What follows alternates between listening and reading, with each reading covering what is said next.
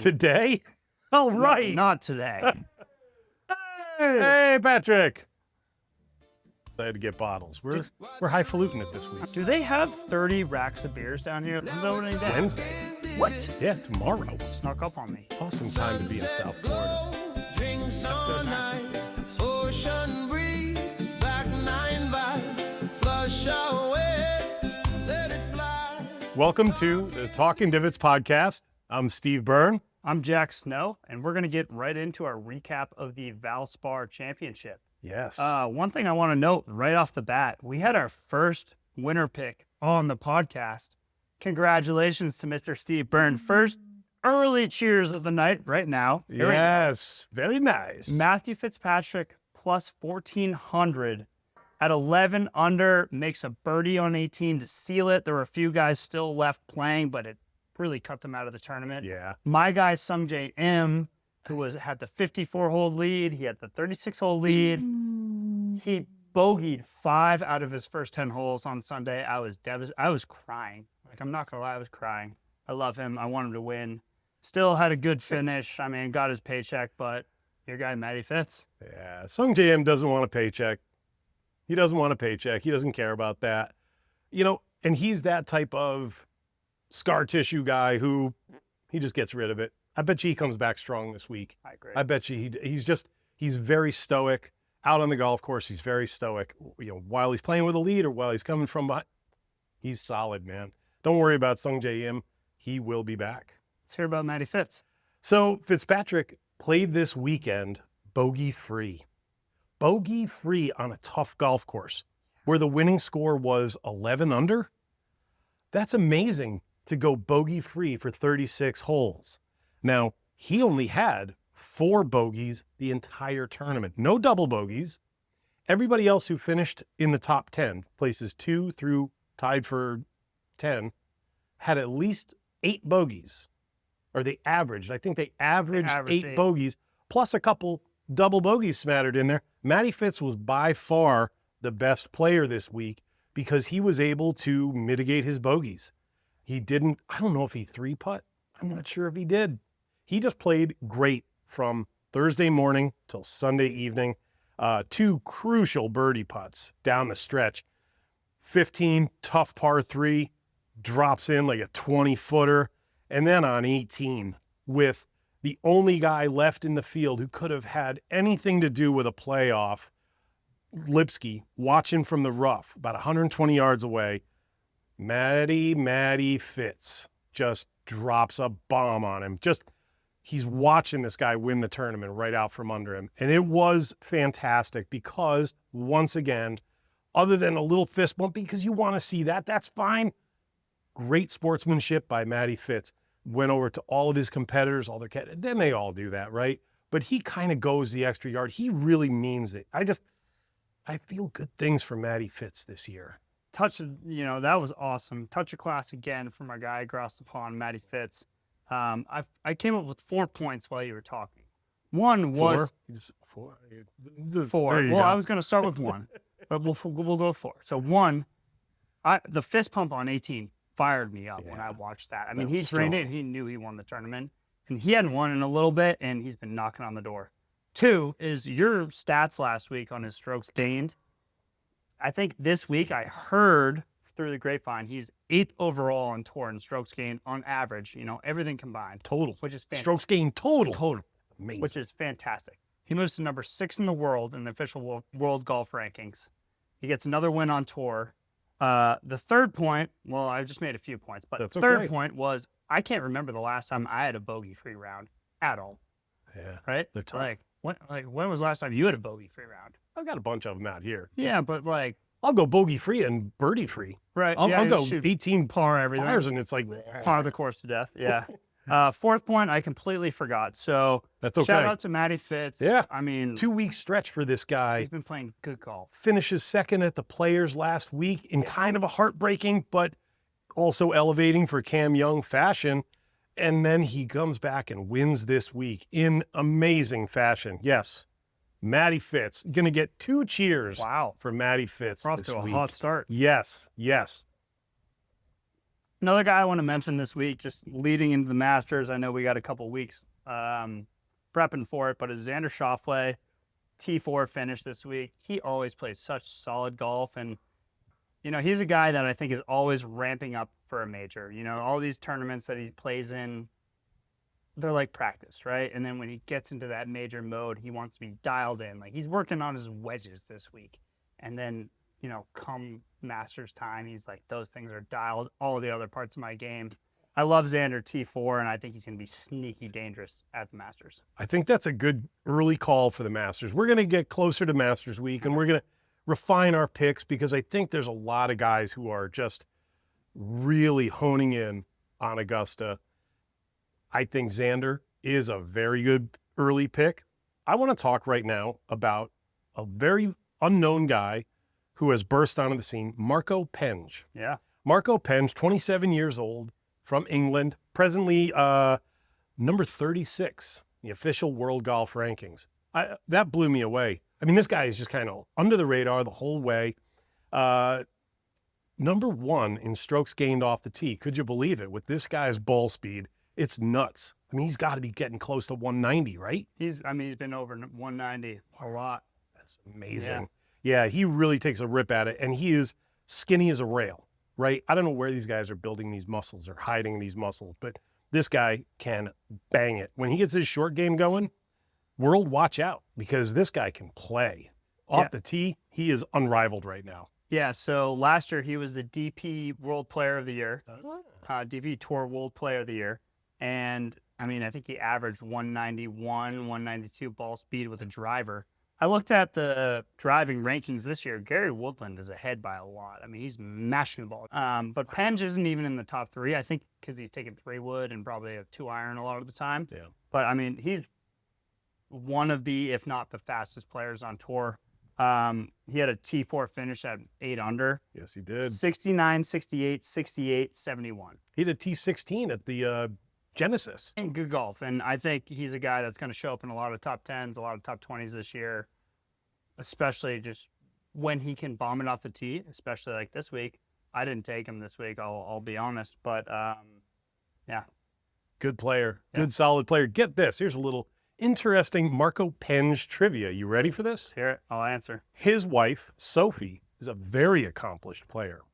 So accomplished that she qualified for and played in the 2018 Curtis Cup for the Great Britain and Ireland team. Pretty amazing. Huh? My advice to you, don't pick a fight with the Penge family on the first tee. Just don't do it. I don't think I would. Just don't do it. No bets either. You got anybody else on your radar? Well, I'd like to acknowledge Brooks Koepka. He was my one pick that hit this week. He had a T18 finish. I was very excited about him going this week. I'm a little disappointed by the T18. I thought he'd be up in the top 10 or, contending for the lead. His game is still not all the way there that it was, when it was 2018, 2019, when he was on tour, went to live, blah, blah, blah, yada, yada happened. Yada, yada. But, T18 hit my bet. I told you I was going to bet a little bit more last week on Koepka. I did. It hit. Made up for all my other losses. Very nice. Yep.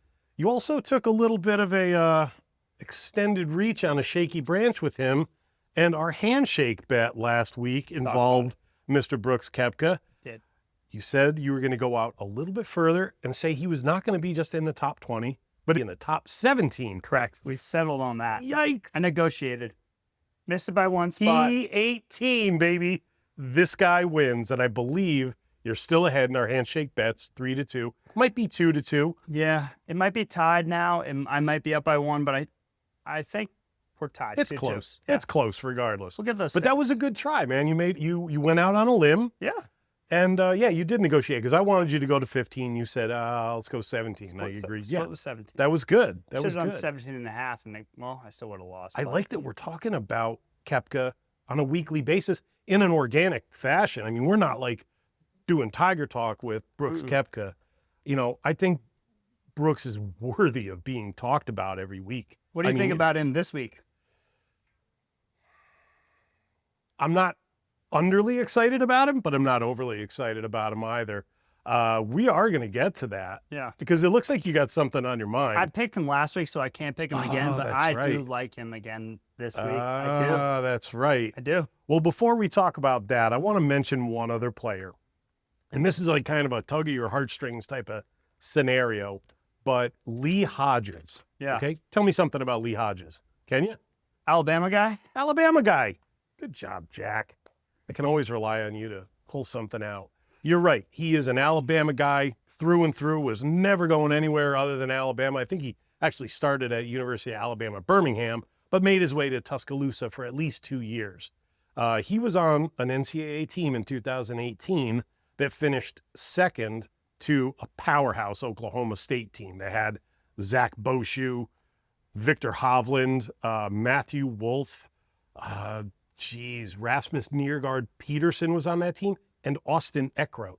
Those 3 of those 5 guys have won on the PGA Tour, and Victor Hovland obviously being the Leviathan in that room. Sure. But Lee Hodges, very interesting story. You know, he's won on tour. He won the 2023 3M Open. But I'm going to be rooting for him all season long, and here's why. Last year, he finished 101st on the PGA Tour list, there. And now we all know only the top 100 are exempt through the following year. His putting is his strongest suit.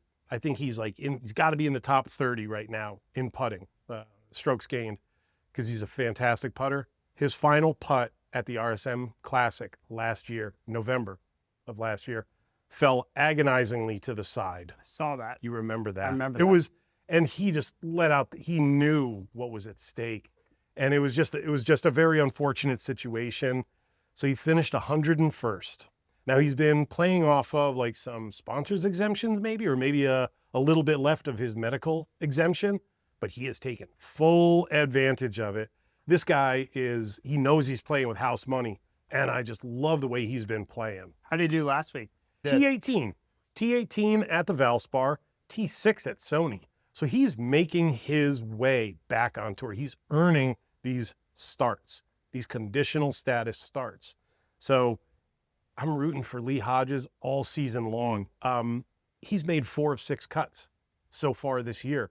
So he is definitely aware of what's at stake. Yeah. He doesn't want to be that bubble boy again come November. And if he keeps playing like this, he's not only not going to be a bubble boy, he's going to make it to Atlanta. This is an interesting thing. The guy who finished 102nd on that list, Ricky Castillo. Ricky Castillo, we've mentioned a couple times on the show already this year. He's already won. He won the Puerto Rico Open.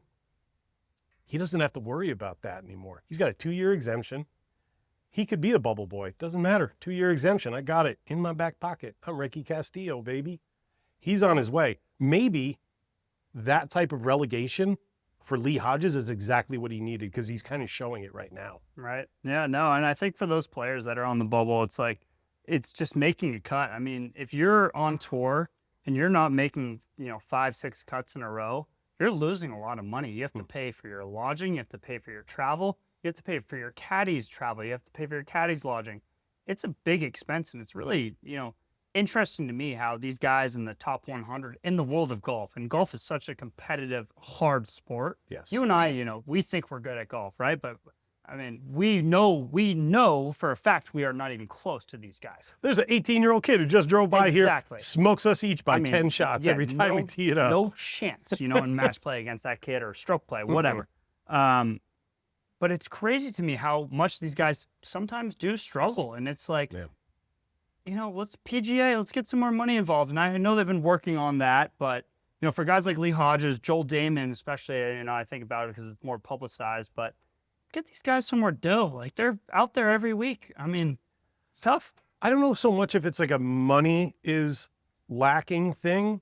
I honestly think the move from having 125 exempt players to 100, that was really rough. That was a huge cut. Like, that was a massive, pay cut or just position. It was like a massive layoff. Yeah. I thought that was too much. I thought maybe, whittle it down to 120 or 115 at the most. They went all the way down to 100. That took a lot of jobs away. But you think about it, if you miss 7 cuts in a row, you're not getting paid for 2 months. Yeah. No paycheck. I mean, hopefully some of these guys have got sponsors that'll carry them. I'm sure. I'd say 90% of the guys we see play on the weekend, they've got sponsorships who are making sure that they're not, panhandling out on university, right? Yeah. But I would love to see, and this is a real sidebar topic, I want to see Corn Ferry Tour get elevated, okay? There's no reason that the Corn Ferry guys shouldn't be more household names. There's no reason that we shouldn't know more of the Corn Ferry Tour tournament names than we do. I could tell you the Albertson Boise Open, and that's about it. And I mean, I'm a golf nerd. I pay attention to this stuff, but I don't pay attention to the Corn Ferry because it's just not on my radar because it's not elevated by the PGA. I think this is a great outside the ropes topic for another day. For another day. Yeah. Let's get into our results from this week. I had one winner, which was Brooks Koepka, top 20. He was plus 140 and, gave me a decent return. Steve had our first winner, which was huge. I mean, the winners are tough on the PGA Tour. Any guy can win in a given week, and sometimes we have 140, sometimes we have 70 guys in the field. But this is very difficult, and you picked Matthew Fitzpatrick plus 1,400. I'll tell you right now, the season standings are not looking good for Jack. I am at minus 780, and Steve is at plus 370 in terms of our total money bet and total money returned.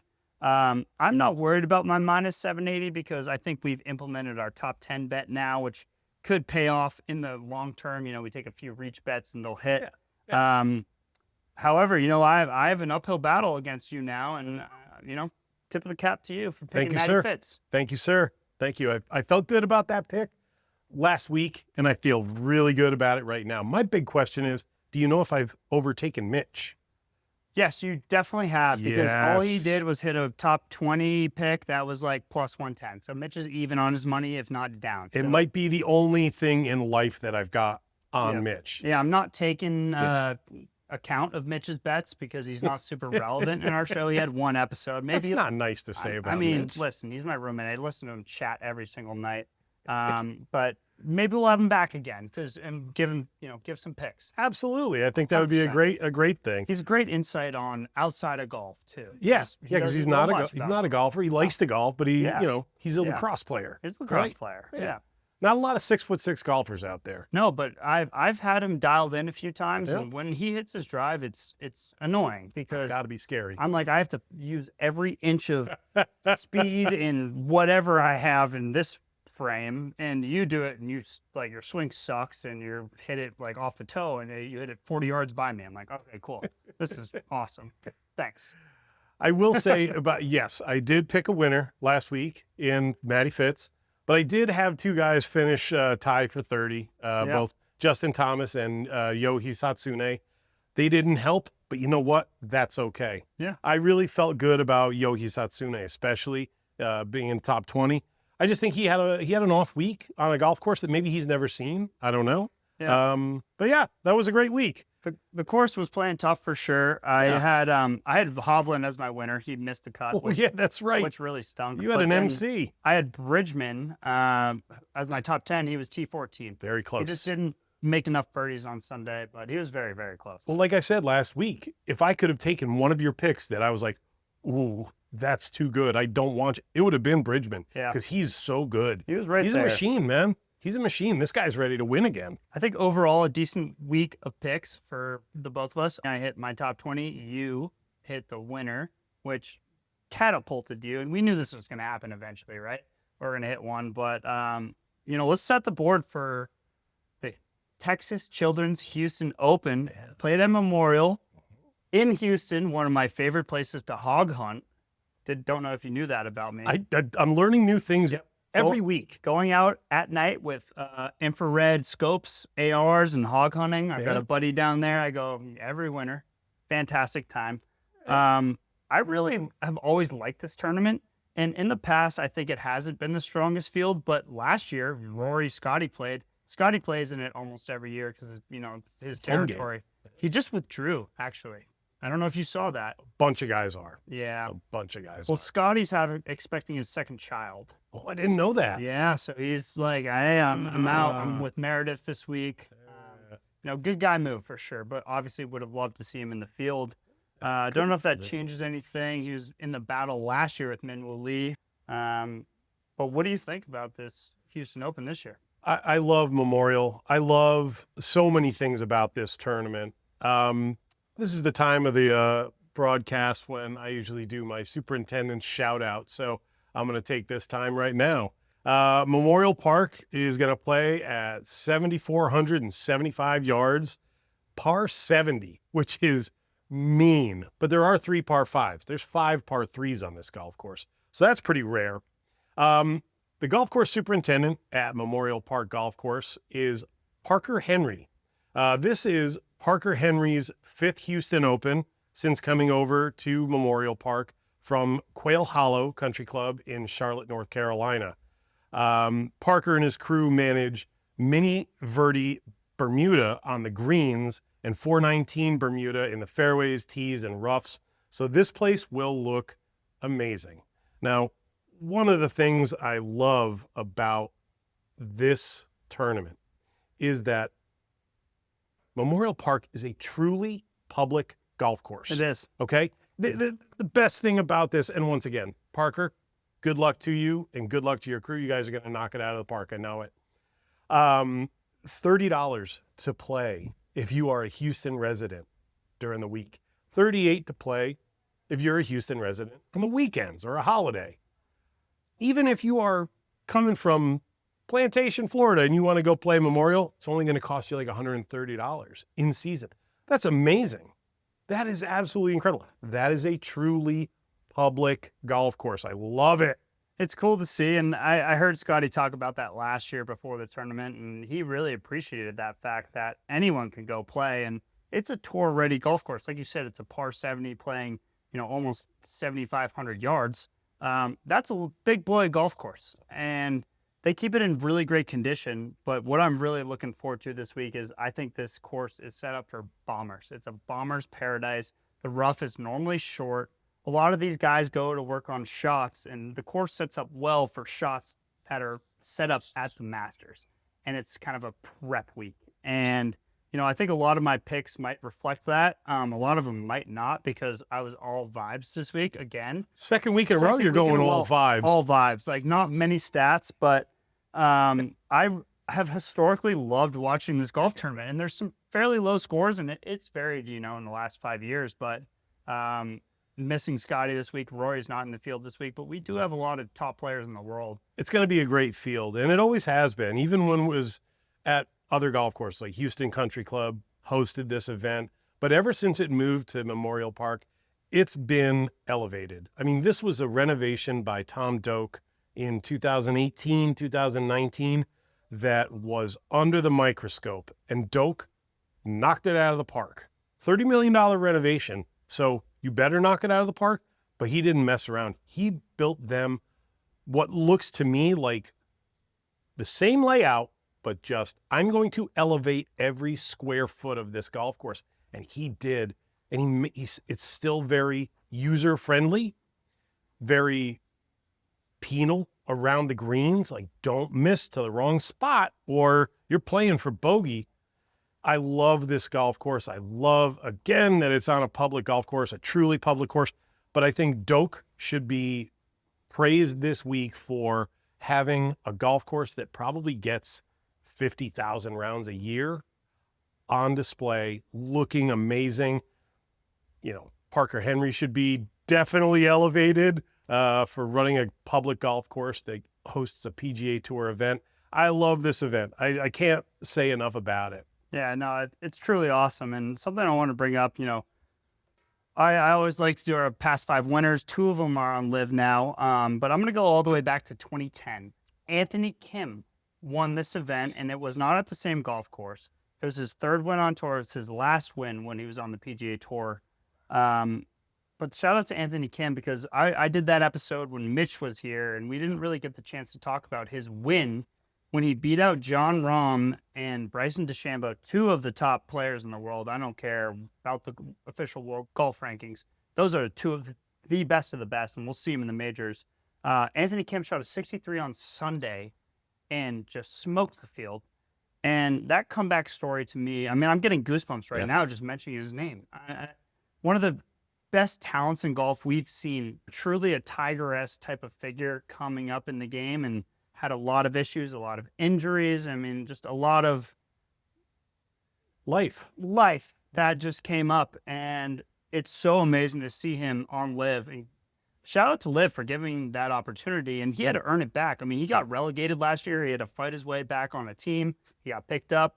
And no, I just wanted to mention that this week. Just 2010, he won this event. I love the Anthony Kim story. I think it's, one that will not get swept under the rug this year.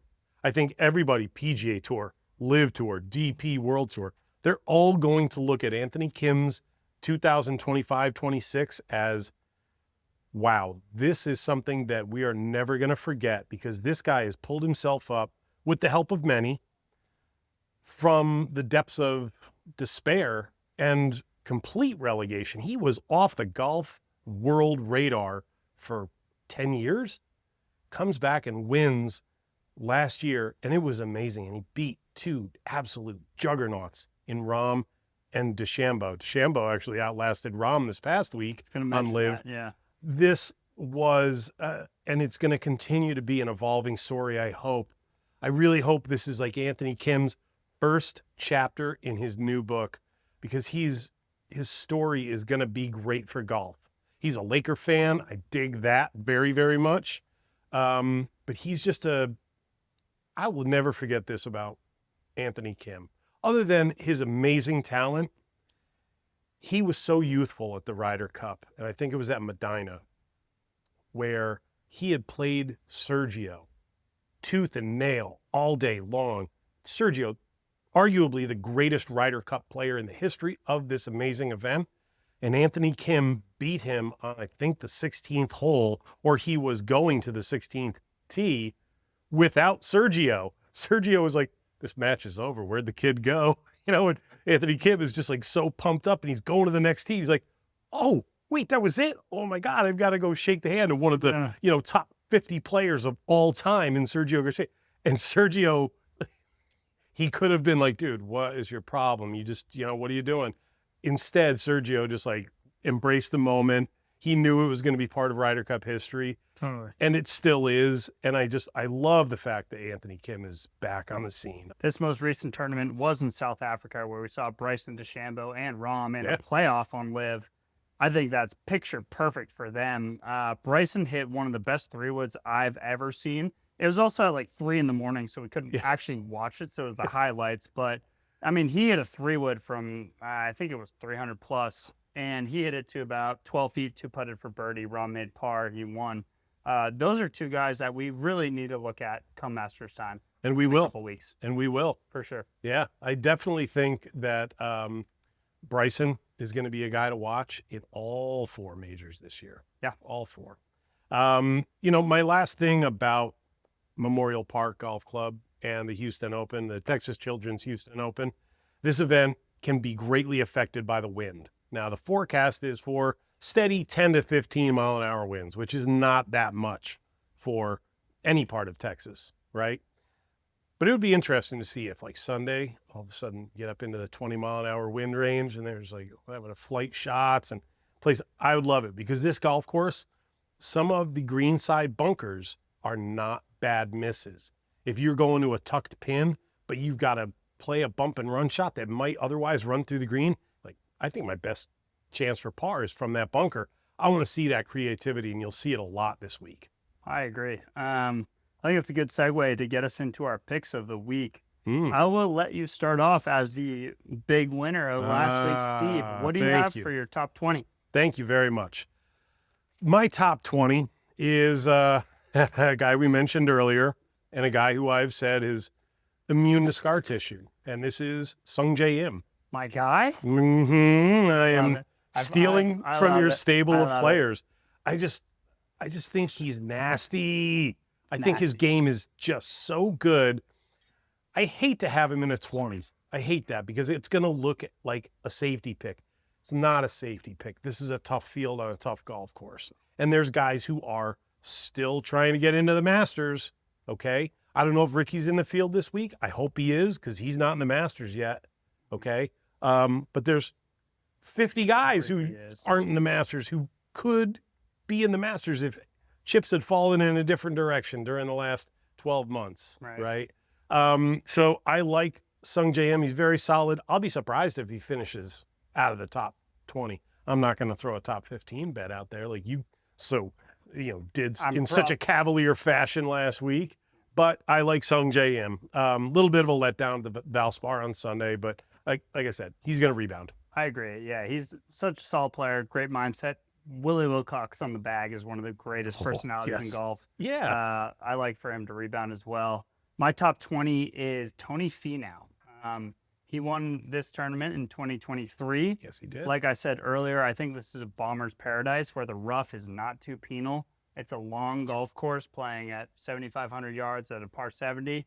Tony Finau, he holds back a lot, but he probably has the highest ball speed potential on tour over anyone. And I will, I'll let Tony talk about that. We'll get him on the pod hopefully eventually, but he's plus 260. I think those odds are way too low at a top 20. He's won there. He's come in second place. His last 4 starts, he hasn't missed a cut, and he's had 2 top 20 finishes. In decent form, and I know he's been out of it a little bit. He's also with this new Jordan brand swag. He's got the baggy swaggy going on. I like it a lot. You mentioned it before too, and I like it a lot for him. I think he's going to come in this course with a lot of swagger, a lot of good play, a lot of good form. Top 20, Tony Finau. You would have a tough time with me knocking Tony Finau down at all because I'm a huge Finau fan. Oh, yeah. I love how tight he is with his family.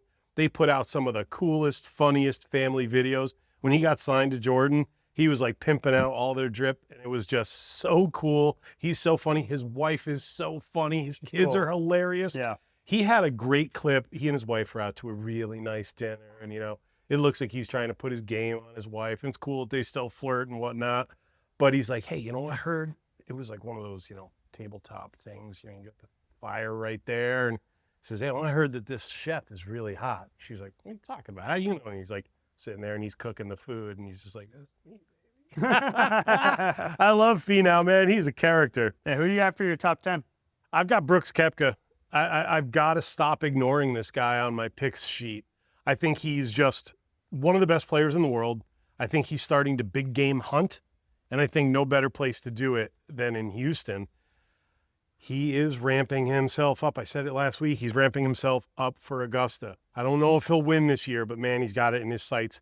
Brooks Koepka, top 10, without a shadow of a doubt. Just like how I like to go down to Houston, I like to big hog hunt. I like to hunt for deer. You bow or rifle? Rifle. Yeah. I go at night as well, so with the infrared scopes. My top 10 pick is Chris Gotterup. Plus 230. I think these odds are fantastic. He's in great form. Very disappointing finish at the Players, T56. Made the cut, but, we all kind of expected him to show out a little bit after having 2 wins already this season. Finished well in every other tournament. Can't ignore Chris Gotterup. Who do you have as your winner, Steve? Chris Gotterup. Oh, wow. Yeah, Chris Gotterup at plus 2,500. Again, this is a guy who I've got to stop ignoring. He hits bombs. He putts well. You put those 2 things together, this guy can win any tournament. And I love the fact that he went to RU, Scarlet Knights. He ended up going to Oklahoma, traded in his shades of red. I understand. I really like Chris Gotterup's athleticism. I think he could be one of these guys who comes out and has one of these Byron Nelson type years where he wins multiple times. Tiger 2000 wins multiple times. Don't put it past him to win a major this year. Might be a little bit unseasoned for that, but I'm going Chris Gotterup this year or this week. I like it a lot. Who's your winner? Yeah, my pick is a big reach. It's SH Kim, Seong Kim. I love the South Koreans. I love Sung Jae. I love Siwoo. I think they're always dangerous. SH Kim this week is plus 10,000, so huge odds. Biggest odds we've taken thus far. I don't fully expect him to win this week. However, I wouldn't be surprised because he's been knocking on the door the last 3 years on the PGA Tour, and he has all the game.